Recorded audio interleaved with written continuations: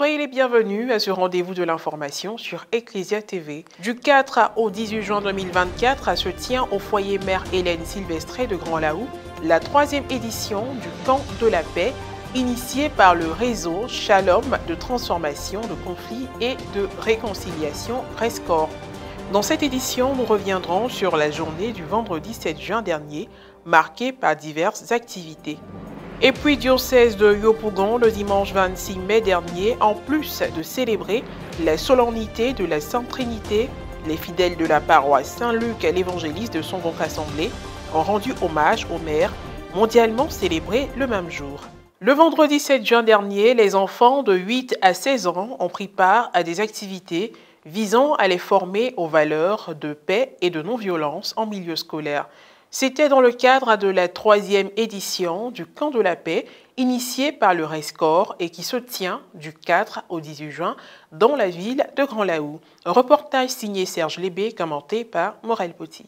La 3e édition du Camp de la Paix, qui a débuté le mardi 4 juin dernier dans la ville de Grand Laou, précisément au foyer Mère Hélène Sylvestré, géré par la congrégation des Sœurs Servantes de l'Enfant Jésus, s'achèvera le mardi 18 juin prochain. Initié par le réseau Shalom de transformation de conflits et de réconciliation Rescor, ce camp vise à former des enfants qui ont un âge dans l'intervalle de 8 à 16 ans aux valeurs de paix, de non-violence en milieu scolaire. Cette année, le thème choisi est la protection de l'environnement, une mission pour moi, artisan de paix. C'est une ONG catholique fondée par la Société des missions africaines et qui œuvre dans le domaine de la gestion, la prévention, la résolution des conflits et de la réconciliation. La journée du vendredi 7 juin dernier a commencé par la messe officiée par le père Michel Sawadogo en présence des enfants et l'ensemble des sœurs encadreuses. À cette occasion, le père célébrant a mis un accent particulier sur l'amour de Dieu pour les uns et les autres. Quand on parle du cœur de Dieu, on parle de l'amour que Dieu a pour chacun et chacune de nous. Et c'est parce qu'il nous aime qu'il nous donne la vie chaque jour. Et c'est pour cela quand on se réveille matin, la première des choses, c'est de dire merci à Dieu. Dieu aime les enfants parce que vous êtes encore innocents et vous avez un cœur pur. Il faut conserver ce cœur pur en étant sage, en étant non violent. Le programme d'activité s'est poursuivi avec des formations dont la première a porté sur la culture bio et hors sol. La seconde, sur la fabrication de compost liquide d'une semaine. Par la suite, les enfants ont pu poser des questions et ont été soumis à des exercices pratiques. Certains participants se sont prononcés sur ce qu'ils ont appris. Ce matin, quand nous sommes venus au pré, nous avons commencé par la messe. Après la messe, nous sommes allés prendre le petit déjeuner. Comme nous sommes revenus, nous avons fait une leçon avec le père Michel Sawadogo. Moi et mes amis, on a décidé de participer au camp de paix, la 3e édition, car le père Michel Sawadogo a décidé de faire de nous des artisans de paix tout en protégeant la nature.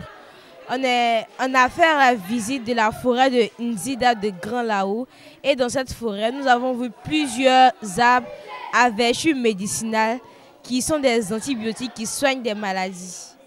En clair, jusqu'au 18 juin prochain, les journées des participants seront meublées de formations pratiques, panels, visites de forêts sacrées, planting d'arbres, moments de détente et de jeux en rapport avec le thème du camp. Par la grâce de Dieu, tout se passe bien. Nous voyons de la joie au centre ici. Et les thèmes qu'ils abordent aussi, c'est vraiment intéressant puisqu'ils parlent de la protection de l'environnement et aussi de la non-violence en milieu scolaire. Je participe au camp de paix parce que au camp, nous apprenons des valeurs. Nous apprenons aussi à protéger l'environnement et à aussi bien se comporter dans le futur. Nous voulons former un citoyen équilibré dans tous les domaines. Si nous voulons une Côte d'Ivoire de paix, il faut bien inculquer ces valeurs aux jeunes générations montantes.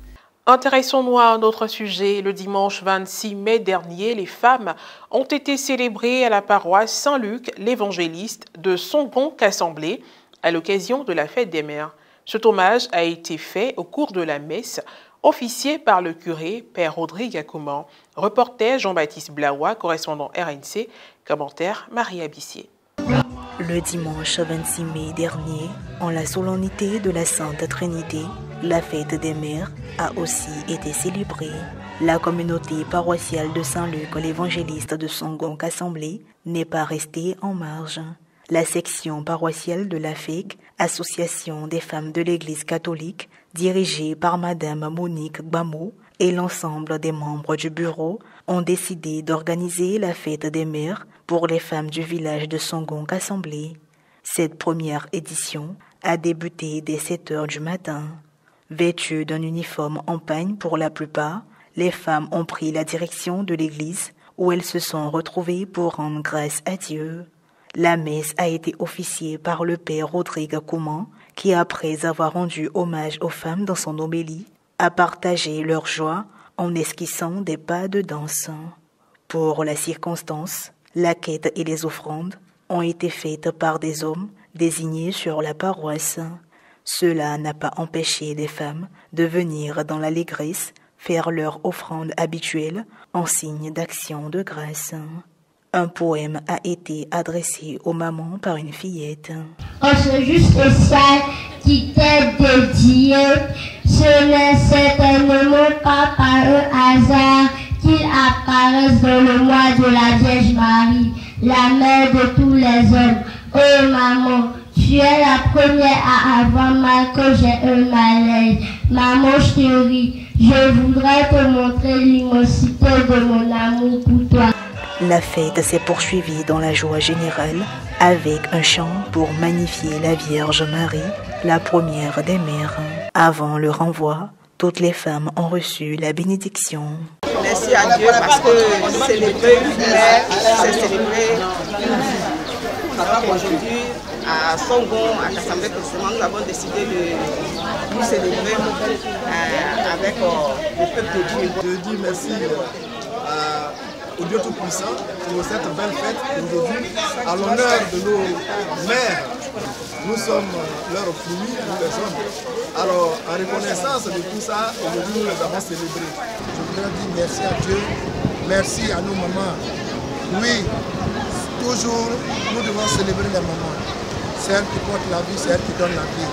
Aujourd'hui, c'est la fête des mères. Je suis très heureux pour ce qu'elles ont pu faire pour la vie de notre Église. Et enfin, pour terminer, le jeudi 26 mai dernier, à la faveur de leur rencontre nationale annuelle, les prêtres de la promotion 2015-2016 ont visité 2 institutions sociales de l'archidiocèse de Gagnoa où ils ont accompli une œuvre de miséricorde à l'endroit des pensionnaires.